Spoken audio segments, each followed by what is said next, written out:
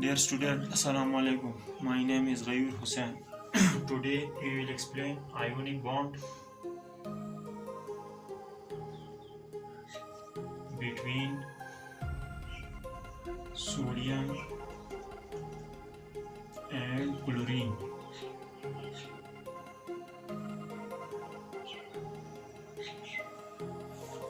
So before explaining ionic bond between sodium and chlorine, first we will make the structure of sodium atom and then chlorine atom.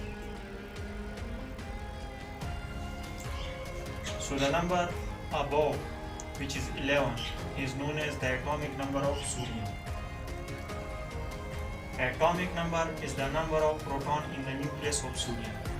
So first we will make the nucleus of sodium, and sodium has 11 proton in the nucleus.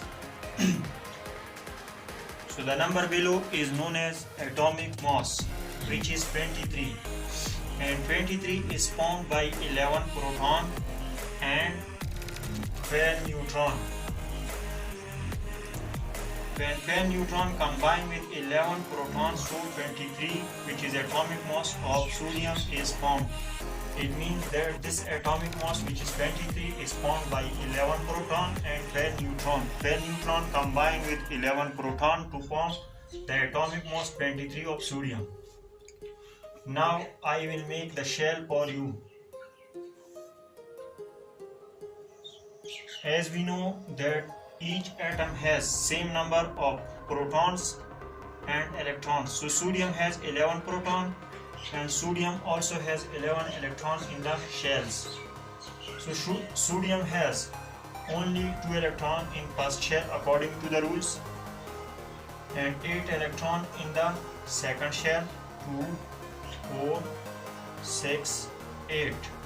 So only 1 electron remains, that will be in the last outermost or valence shell of sodium.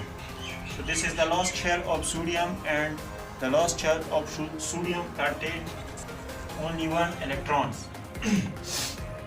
Now I will make the structure of chlorine. So the atomic number of chlorine is 17, which is the number of proton. It means that chlorine has 17 proton in the nucleus, and the 17 is known as the atomic number of chlorine. 35 is the atomic mass of chlorine, and this 35 is formed by 17 proton and 18 neutrons. It means when 17 proton combine with 18 neutron to form 35, which is the atomic mass of chlorine.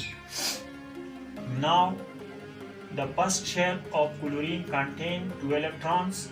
The total number of electrons in chlorine or 17s. It means chlorine has 17 electron in the shells. So first shell contains 2 electrons and the second shell has 8 electrons. 2, 4, 6, 8. Only 7 electron remains, that will be in the last shell of chlorine. 2, 4, 6, 7. So the sodium has only 1 electron in the outermost shell, and chlorine has 7 electrons in the outermost shell.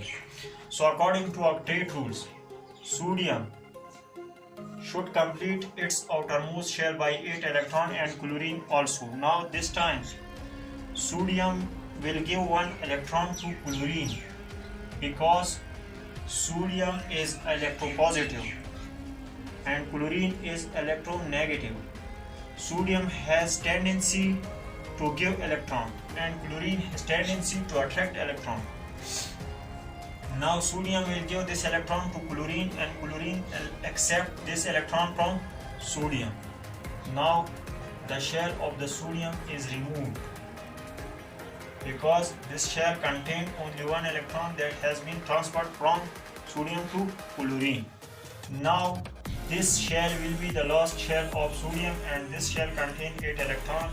It means sodium has completed its outermost shell by 8 electrons. 2, 4, 6, 8. So the outermost shell of sodium has been completed with 8 electrons. Now we will count the electrons for chlorine. 2, 4, 6, 8. It means that chlorine also has 8 electrons in its outermost shell now, when the electron has been transferred from sodium to chlorine. So chlorine also has 8 electrons in the outermost shell. It means that outermost shell of chlorine has also been completed by 1 electron that has been transferred from sodium to chlorine. Now if we will check the number of proton and electron in sodium, we will see that sodium has now 11 proton in the nucleus and 10 electron, because 1 electron has been transferred from sodium to chlorine. So the number of electron is decreased in sodium and then the proton. It means 1 proton is more than electron in sodium atom. So sodium has +1 charge. It means sodium gain positive charge. And we will see the chlorine. So chlorine has 17 proton in the nucleus and 18 electrons in the shell. It means now 1 electron will be more than proton in the chlorine atom. So chlorine gets negative charge. It means sodium gets positive charge and chlorine gets negative charge. As we know, positive charge always attract negative charge. So sodium will attract chlorine and chlorine will attract sodium due to positive and negative charges.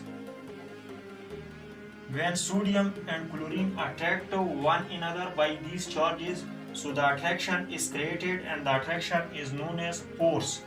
So this force is electrostatic force, because this force is created by positive charge and negative charge. So sodium will attract chlorine and chlorine will attract sodium. Now these both will combine. When these both will combine, a bond is formed, and this bond is known as ionic bond, and the ionic bond is formed by positive charge and negative charge.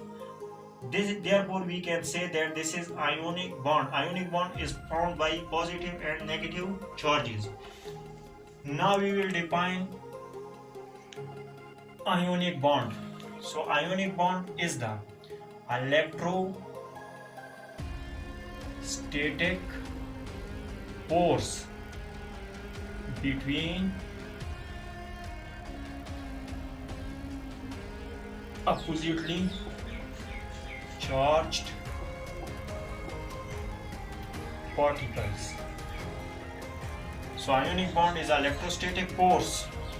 Ionic bond between sodium and chlorine is an electrostatic force because it is formed by positive and negative charges. So it is an electrostatic force that holds the sodium and chlorine together. Electrostatic force between the oppositely charged particle. It means sodium is also a particle, positively charged particle, and chlorine is a negatively charged particle. So sodium and chlorine are oppositely charged particle, and between these particles is an electrostatic force, which is the bond, and this bond is known as ionic bond.